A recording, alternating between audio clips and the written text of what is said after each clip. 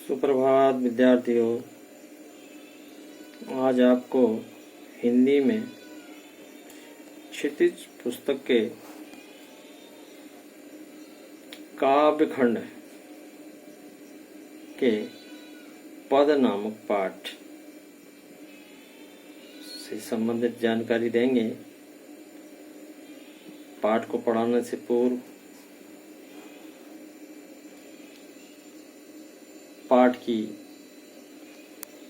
रचना करने वाले कवि के बारे में कुछ सूक्ष्म जानकारी आपको देंगे। कवि सूरदास ने इस पद पाठ को लिखा हुआ है। हिंदी साहित्य के अनेक भक्त कवियों में सूरदास का स्थान सर्वोपरि है।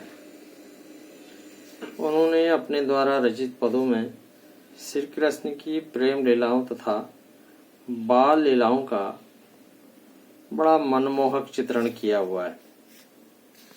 उनका सूर सागर तो मानो वात्सल्य और श्रृंगार का महासागर है।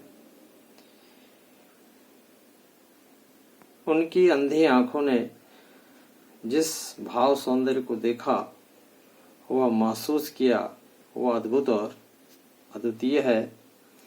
सूरदास के जीवन से संबंधित कुछ जानकारी। महाकवि सूरदास का जन्म मथुरा के निकट रुनकता अर्थात रेणुका नामक स्थान पर सन 1478 ईस्वी में पंडित रामदास के घर हुआ था।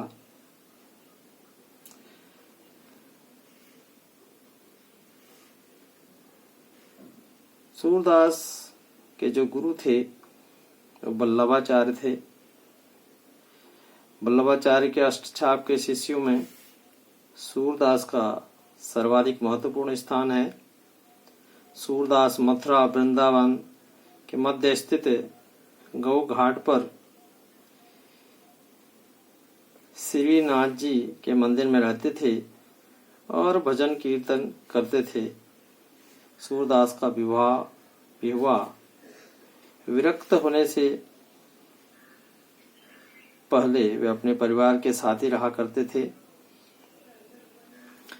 पहले वे दीनता के पद गाया करते थे, किंतु वल्लभाचार्य के संपर्क में आने के बाद उन्होंने कृष्ण लीला गान करना आरंभ किया था।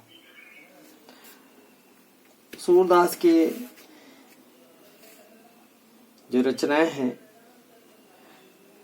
उसके बारे में कुछ जान लेंगे। भक्त शिरोमणि सूरदास ने लगभग 1.25 लाख पदों की रचना की है, ऐसा माना जाता है। काशी नगरी प्रचारणी सभा की खोज तथा पुस्तकालय में सुरक्षित जो नामावली के अनुसार सूरदास के ग्रंथों की जो संख्या है वह 25 मानी जाती है, परंतु उनके जो ग्रंथ उपलब्ध हुए हैं केवल 3 ग्रंथ प्राप्त हुए हैं अभी तक। एक तो सूर सागर है, दूसरा है सूर सारावली और तीसरा है साहित्य लहरी। तो इस प्रकार से मुख्य रूप से 3 ही इनकी पाई गई है पुस्तकें। उसके बाद साहित्यिक अवदान अर्थात साहित्यिक विशेषता जो उनकी रही है, सूरदास जी महान काव्यात्मक प्रतिभा के संपन्न कवि रहे हैं। उनके काव्य का मुख्य विषय कृष्ण भक्ति रहा है। कृष्ण जी का ही गुणगान उन्होंने किया है। अपने विलक्षण मौलिक प्रतिभा के माध्यम से उन्होंने कृष्ण भक्ति की अगाध एवं अनंत भावधारा को प्रवाहित उन्होंने किया है।